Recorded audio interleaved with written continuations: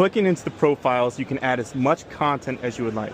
So there's many images, pictures, but also videos, where you can link anything across YouTube, Huddle, Vimeo, but also just MP4 movie files, where you can truly bring the history to life alongside an endless bio on the right to include about their time at school, what they went on to do, and any sort of fun facts or features.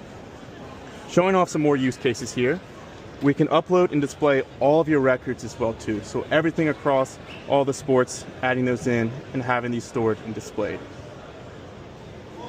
Where again, we can help without all this. On our end, it's all pre-made, pre-templated, and we just need the information itself. And with everything, you'll get your own dedicated account manager alongside a data entry team that can help out with the uploading, updating, adding as needed, especially in the case of records where you may have hundreds, if not thousands of records that you want to upload. Send those our way. We can help out with that and help you display those. Clicking around some other use cases here. Outside of athletics, we'll go back to this homepage and to explore and check out another popular use case in digital yearbooks. So everything across the alumni, composites, yearbooks, any sort of notable alum, that can be recognized as well too. We can click into these yearbooks